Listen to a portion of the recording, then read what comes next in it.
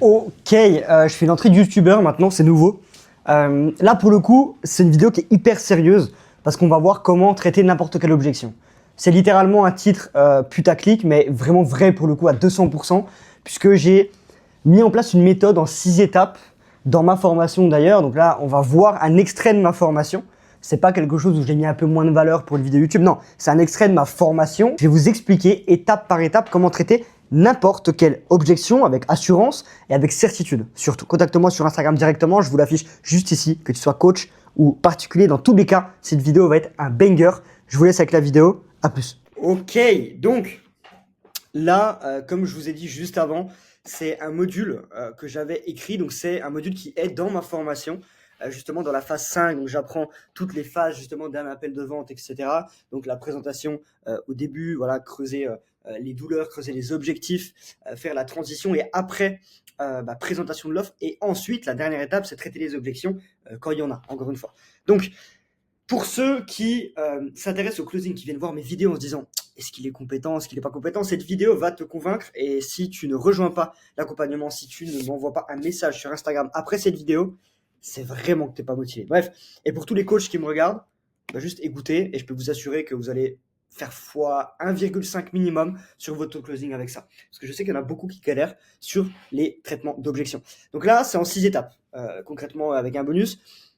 La première, c'est écouter attentivement. La deuxième, c'est reformuler l'objection, valider l'objection, décortiquer et traiter l'objection, s'assurer que l'objection est levée, orienter vers la vente.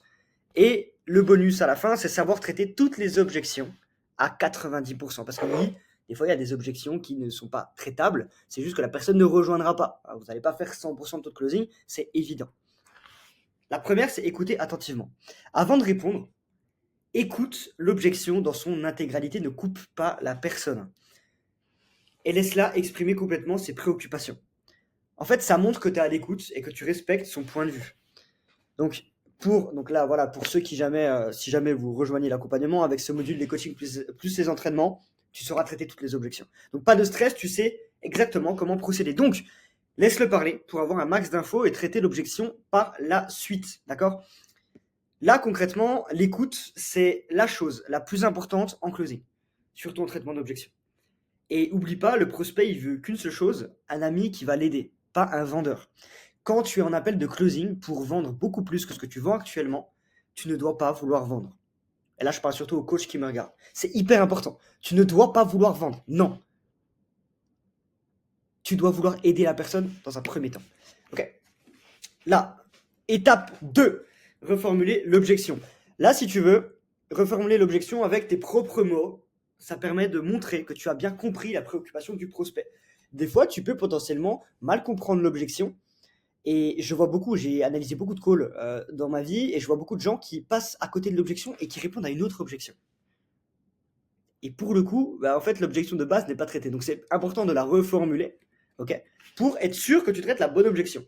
Ça peut aussi clarifier des points pour qu'ils soient sûrs que tu es sur la même longueur d'onde, d'accord? Donc, exemple, par exemple, avec le prix. Il te dit, ouais, non, franchement, ouais, c'est un prix, non, c'est trop cher pour moi, etc. Tu vas reformuler l'objection, en changeant sa phrase, évidemment, style, ok, donc, si je comprends bien, Gaëtan, là, ce qui t'inquiète, c'est le retour sur investissement, c'est ça? On a vu ça dans les modules précédents, etc. Bon, là, on est sur cette vidéo YouTube, ça joue un rôle crucial. En fait, si tu comprends mal ou si ton prospect s'est mal exprimé et que tu n'as pas reformulé, tu vas pas traiter la bonne objection. Donc, c'est la première étape, là, c'est ça. En fait, la deuxième étape, c'est ça, c'est reformuler l'objection. Être sûr que c'est OK. Donc, est-ce que Gaëtan, du coup, ce qui t'inquiète, c'est le retour sur investissement? C'est ça? Et il te dit oui, et là, OK, là, on sait l'objection. L'objection, c'est pas qu'il n'a pas d'argent, c'est qu'il a peur de ne pas le récupérer ensuite. C'est hyper important. Parce que s'il te dit, ok, c'est quoi, c'est trop cher. Ok, c'est trop cher par rapport à quoi? Par rapport à ton budget ou par rapport à ce que je propose? Ça, on le verra après, c'est la question à poser justement pour traiter cette objection-là. Cadeau, c'est bonus. Valider l'objection en 3. Ne minimise pas l'objection ou l'inquiétude de ton prospect. Ça peut paraître bateau pour toi, mais il faut vraiment genre prendre ça à cœur. Comme si tu le comprenais à 100%, tu vois. Que tu dises, ouais, mais je suis complètement d'accord avec toi, Gaëtan, vraiment. Donc au contraire, il faut la valider pour montrer que tu comprends que son objection est légitime. Pas qu'il ait l'impression que tu le fasses passer un peu pour un con ou un bouffon qui s'inquiète pour rien. tu vois. Même si tu le penses fortement, ça a dû déjà vous arriver, ça m'est déjà arrivé aussi, en mode, mais con, quoi, pourquoi il est bête ou quoi? Pourquoi il se lance pas là? Il a tout pour se lancer. Mais il faut le comprendre, c'est hyper important. Donc, en fait, ça renforce la relation de confiance que tu as entre toi et le prospect. Exemple, je comprends tout à fait que tu sois préoccupé par le prix. C'est normal de vouloir être sûr que l'investissement en vaut la peine, ok? Et ça m'aurait inquiété que si tu me dises, que tu me dises de suite oui, sans même douter un peu. Tu vois, c'est ce que je dis au prospect. Mais écoute, Gaëtan, c'est normal que tu me dises ça. Et en vrai, ça m'aurait inquiété même si tu me disais, vas-y, c'est bon, 2000 euros, c'est bon, on est parti, etc. 3000, 4000, peu importe, sans réfléchir. Donc là, déjà, ça montre que tu es quelqu'un d'intelligent et ça, c'est une bonne nouvelle. Moi, c'est ce que je dis en général. Et ça, le prospect, il se dit, attends, mais de base, il est censé vouloir me vendre son offre là. Et en fait, là, il me comprend. Ça fait toute la différence. Vraiment, ça fait toute la différence. Donc en fait, tu valides, tu acceptes et tu le comprends. Quatrième étape, cruciale, décortiquer et traiter l'objection. Et c'est là, je pense, où beaucoup d'entre vous pêchent. En fait, si vous n'appliquez pas les conseils d'avant, vous pouvez arriver à cette étape-là, la faire, mais ça ne marchera pas. Parce que vous ne savez pas quelle objection c'est exactement, vous n'avez pas clarifié, vous n'avez pas posé l'objection claire. Donc vraiment, notez tout. Notez tout. On continue avec l'objection, du coup, c'est trop cher. Donc pour l'exemple, c'est quand même beaucoup plus simple de prendre toujours la même objection. Okay, à ne pas faire, justifier son offre et donner des arguments. Alors ça, vraiment, c'est le pire truc que vous pouvez faire. Vraiment. Il faut surtout pas dire ah non, mais attends, mais moi, mon offre, elle coûte 3000 euros, ok, mais attends, il y a ça, il y a ça, il y a ça. Non, jamais de la vie. Jamais de la vie. Tu vois. Souvent, une objection masque une autre peur. Dans le cas de celle du prix, ça cache souvent une peur de ne pas être à la hauteur, un manque de valeur perçue, un doute sur la rentabilité, etc., etc., etc. Ça peut être plein de choses. Donc la question à poser. Je comprends totalement, Gaëtan, ce que tu dis. Vraiment, je comprends à 100%. Mais quand tu dis c'est trop cher, est-ce que si c'était gratuit, tu te serais lancé, concrètement? Oui, non, ok. Évidemment, il va vous dire oui. S'il est intéressé, etc., évidemment, gratuit, il se lance. Ok. Ok, donc si je comprends bien, c'est le retour sur investissement qui t'inquiète, c'est ça? Qu'est-ce qui est le plus risqué pour toi aujourd'hui? Investir maintenant et changer ta situation, ou garder justement ce montant au chaud, mais rester bloqué là où tu es? Là, en général, ça débloque tout, vraiment. Il faut juste être empathique, hyper important, le comprendre, et ne pas avoir la posture de vendeur. Juste la posture d'ami. Un ami qui te donne juste des conseils, qui est juste là pour t'aiguiller, pour te donner la voie, en fait, justement, pour que tu réussisses ta vie, pour que tu réussisses ton projet, peu importe. Peu importe ce que vous vendez, hein. Peu importe ce que vous vendez. Je sais que je connais des coachs keto, des coachs perte de poids, des coachs sportifs, des coachs vente, des coachs business. Peu importe, tout marche là-dedans. Okay, ça marche. Simplement. Donc, il faut creuser, creuser, creuser et creuser et encore creuser. D'accord? S'assurer que l'objection est levée. Parce que je sais qu'il y en a qui vont me dire, juste petit aparté, ouais, mais attends, s'il n'a pas l'argent, comment on fait? S'il n'a pas l'argent, tu le feras pas payer, ça sert à rien. Sauf que 90% du temps, la personne a toujours un moyen d'avoir l'argent. C'est juste que tu lui poses pas les bonnes questions. Et il y a beaucoup de gens qui gagnent peut-être 1500 euros par mois, mais peut-être qu'ils ont un héritage, peut-être que, je sais pas, ils ont gagné une somme comme ça, peut-être qu'ils ont revendu un objet de valeur, ils ont peut-être 5 000, 10 000, 50 000 euros de côté. Il y a des gens qui ont 100 000 euros de côté, ils gagnent 1500 euros par mois. Parce qu'ils ont peut-être un héritage, ils ont revendu un appartement. Tu sais pas, en fait. Donc, c'est hyper important de suivre ce processus. Là, s'assurer que l'objection est levée, donc après avoir creusé et tout fait pour lever l'objection, que avec des questions, je précise, il faut jamais affirmer quelque chose, juste poser des questions pour que la personne se rende compte d'elle-même que tu as raison et que c'est le moment de se lancer. Il faut s'assurer que pour lui, tout est OK, qu'il n'y a plus une once de peur ou de doute en lui. Parce que crois-moi, même si tu penses avoir réglé la chose, il faut quand même s'assurer que l'objection est levée. Pourquoi? Parce que sinon, ça m'est déjà arrivé pas mal de fois au tout début que je commençais le closing, bah, tu dis OK, c'est bon, trop bien, etc. Je t'envoie le lien de paiement, tu te good, ouais, c'est good, etc. Et juste avant de payer, bam, il quitte l'appel, tu n'as plus jamais de nouvelles de lui. Je peux t'assurer que là, tu n'auras plus de nouvelles. Okay, donc, exemple, toujours en lui posant des questions, évidemment. Est-ce que ça te rassure déjà? Est-ce que là, on dit au revoir à tous tes doutes, là, Gaëtan? Oui, non. Ok. C'est une question naturelle que j'aime poser, c'est bienveillant, et ça amène le prospect à se dire allez, c'est bon, j'y vais. J'y vais, c'est bon, il a raison. J'ai fait une vente, là, il y a 2 jours. Un mec qui me dit ah, c'est pas le moment, j'ai pas le budget, j'ai pas le budget, je dois y réfléchir, c'est pas le moment. Et quand tu as un ton vraiment amical, un ton qui te pousse à te motiver, il a rejoint. Il a rejoint en plusieurs fois, mais il a rejoint. Alors qu'il m'a dit ouais, l'argent c'est compliqué en ce moment, ouais, j'ai pas le temps, ouais, mais si, ouais, mais ça. Si j'avais été dans votre position, j'aurais abandonné. Parce que la majorité d'entre vous, vous abandonnez quand c'est comme ça. Vous dites ok, bon, ben, on se recontacte, machin, parce que vous savez pas les questions à poser. C'est super important. Vraiment, écoutez tout ça et je peux vous assurer que ça va faire une énorme différence dans vos appels de vente. Vraiment. Donc, s'il te valide, on passe à la phase 6, on oriente vers la vente. D'accord? Par contre, s'il doute encore, tu refais une boucle, tu creuses, tu recommences et tu refais et tu retraites la vraie objection jusqu'à obtenir un oui. Est-ce que tu es prêt? Est-ce qu'on dit au revoir à ces doutes? Damien, peu importe, je sais pas, j'utilise un autre prénom à chaque fois. Est-ce qu'on est prêt, Damien? Est-ce qu'on dit au revoir à tous ces doutes? Oui, ok. Là, on passe à la phase suivante. Ah, je sais pas, non, mais je pense qu'il y a quand même. Non. Là, tu ne passes pas à la phase suivante. Tu recommences. C'est que tu as mal traité l'objection ou alors que tu as traité la mauvaise objection. Super important. Parce que tu vois, comme je t'ai dit, ça peut être un problème de il n'a pas confiance en lui, il a peur du retour sur investissement. Mais si c'est il n'a pas confiance en lui, c'est pas les mêmes phrases à dire ou les mêmes questions à poser que s'il a peur du retour sur investissement. Tu vois, s'il n'a pas confiance en lui, ok Damien, qu'est-ce qu'il ferait justement que tu n'y arriverais pas toi, aujourd'hui? Et à chaque début de question, ok, je comprends totalement. Il faut dire que tu le comprends, c'est hyper important. Ok, je comprends totalement Damien, t'as pas forcément confiance en toi, etc. Et bah, ça me fait un peu chier que tu dises ça parce que du coup ça me touche un peu. Qu'est-ce qu'il ferait demain que tu n'y arriverais pas justement? Il t'explique, machin, tu le rassures parce que oui, mais du coup dans l'information il y a ce module-là qui va t'aider justement à résoudre X problème. Et tu vois, si je prends l'exemple de X, bah lui aussi avait peur quand il s'est lancé. Tu prends un mec de ta formation, une meuf de ta formation, peu importe. Et finalement, aujourd'hui, bah, il a perdu 10 kilos et tout va bien sans se priver. Aujourd'hui, il gagne 3000 euros par mois en closing. Et voilà, il a travaillé 2-3 heures par jour. Aujourd'hui, peu importe ton offre. Ok?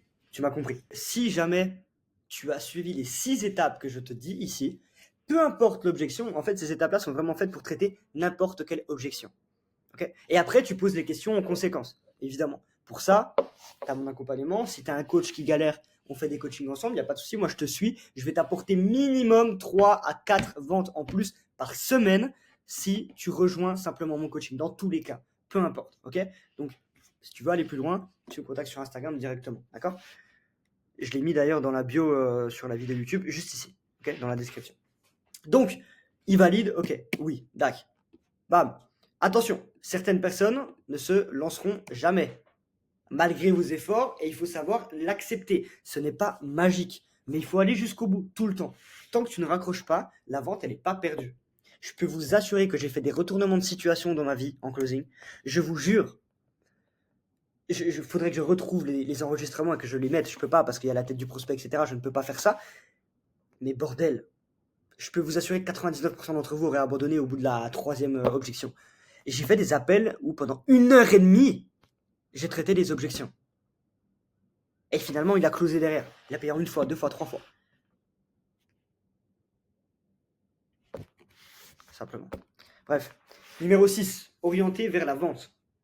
Une fois l'objection levée, tu peux reformuler la proposition de manière positive et orienter la discussion vers la vente. Mais de manière positive, encore une fois, et tranquille, chill, tu vois, smooth. Pas juste, ok, bon, bah maintenant, écoute, c'est 3000 euros, allez, let's go. Non. Utilise une question qui invite à prendre la décision. Ok, Damien, maintenant que toutes ces peurs sont derrière toi, comment tu te sens là concrètement? Est-ce que tu es chaud de te lancer et de changer ta situation? Oui, non. Normalement, oui. Voilà. Si tu as suivi toutes les étapes, que tu as sa confiance, ses douleurs, ses objectifs, que tu as traité l'objection, il dit oui dans 99% des cas. J'aurais même dit 100%, mais on va quand même garder une petite marge d'erreur. Encore une fois, il faut savoir faire le bon creusage des douleurs, le bon creusage des objectifs, une bonne présentation de l'offre. Tout ça, on le voit ensemble, justement. Donc à toi de faire les bonnes décisions et de me contacter sur Instagram par rapport à ça. Parce que oui, traiter une objection, c'est cool, mais peut-être que les objections aussi ne sont pas traitables parce qu'elles viennent juste du fait que tu as fait un mauvais appel de vente et que tu ne l'as pas mis assez en confiance. Si le mec, c'est pas ton ami dans l'appel de vente, si il n'a pas vraiment confiance en toi, t'as beau être le meilleur en traitement d'objection, tu vendras pas en fait. C'est évident. Donc il faut faire un bon appel avant. C'est pas magique, bien sûr. 1% des cas, il y a une autre objection que tu n'as pas su détecter ou alors qui vient d'arriver dans sa tête si c'est quelqu'un de vraiment méfiant. Dans ce cas-là, tu recommences. Tu la traites et tu vends. Vends-moi ça, bordel. Tu vends, simplement. Ok? Bref. Là, concrètement, c'est simple en fait. Hein. Pour l'autre objection, s'il y a une autre objection, par exemple, je sais pas, c'était l'objection prix, tu l'as levé, ok, tout est good, tu as proposé un paiement plusieurs fois par exemple, ok, c'est bon, ou alors tu as levé l'objection, j'ai pas confiance en moi, tu as levé l'objection, retour sur investissement, peu importe la technique que tu as trouvée, c'est bon, et maintenant il te dit, en vrai, je dois y réfléchir. Bon, c'est une autre objection, tu dois refaire. Tu refais les 6 étapes, et tu vas la traiter. simplement. Il faut prendre le temps. Et surtout pas aller vite. Non, il faut prendre le temps. Une fois que tu as la confiance du prospect, c'est dans la poche. Question simple à poser dès qu'il te dit son objection, pour être sûr qu'il n'a que celle-là. Ok, je comprends. Et si on enlève cet aspect-là, est-ce qu'il y a autre chose aujourd'hui qui t'empêcherait de te lancer avec nous?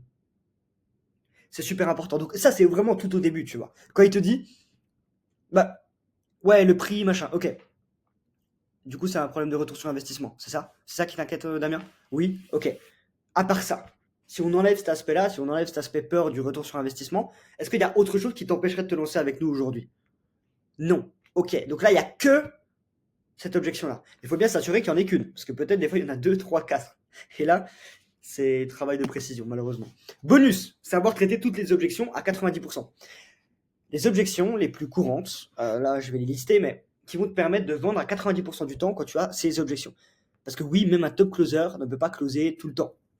Ok, j'ai 50% de taux de closing, c'est déjà énorme. Un appel sur deux, c'est beaucoup. Tu peux pas avoir non plus 100% de taux de closing. Et si jamais tu as plus de 50% de taux de closing, en général, il faut t'inquiéter, c'est que tu prends pas assez de monde en appel. C'est que tu fais en sorte que tous les gens que tu prends en appel, ils sont absolument closables et que tu prends pas. Voilà. Non. Il faut prendre aussi les gens qui doutent. Moi, je prends les gens en appel qui doutent, je prends les gens en appel qui me disent qu'ils ont pas forcément envie d'investir, etc. Vous, si jamais vous dites ça, vous annulez le rendez-vous. Non.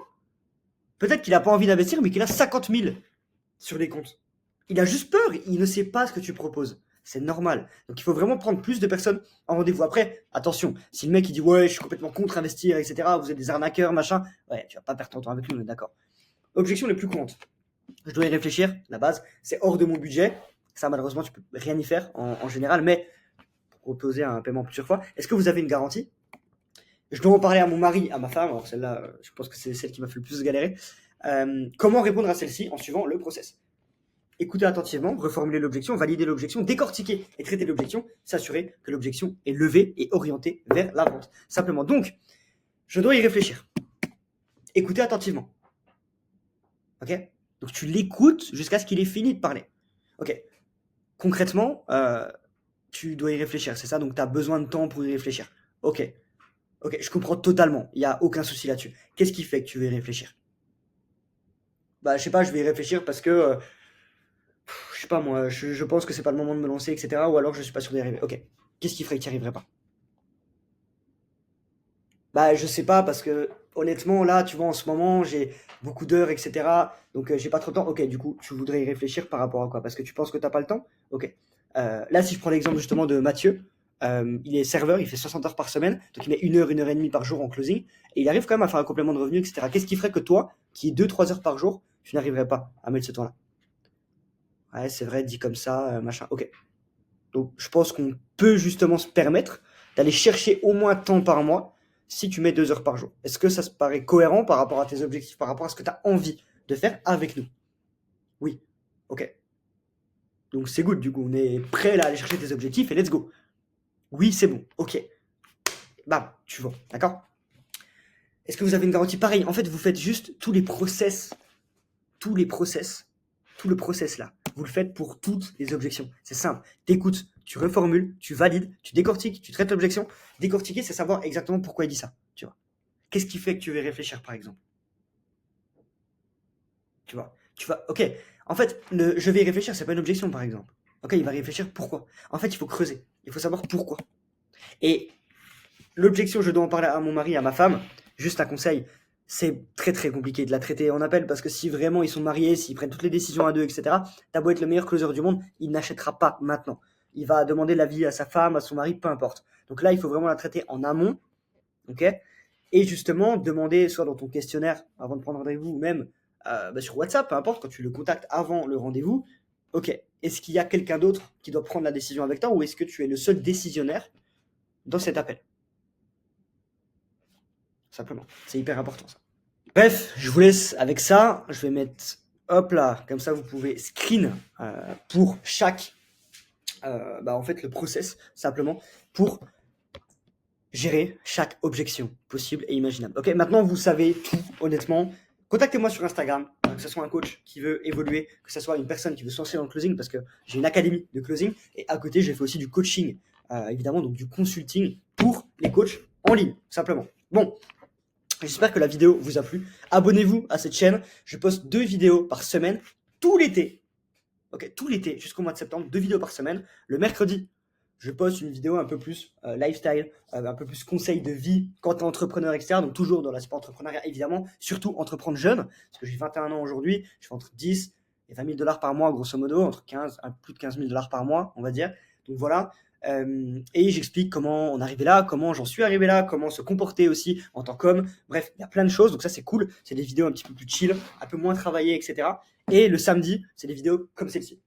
Concrètement, donc là, on rentre dans le concret, des techniques de vente, comment apprendre, etc. Et comment vraiment vous aider dans vos appels de vente, simplement. Donc, venez me contacter directement sur Instagram, je vous l'affiche juste ici. On se dit à mercredi ou à samedi prochain. Passez une belle journée. C'était Thomas. Ciao.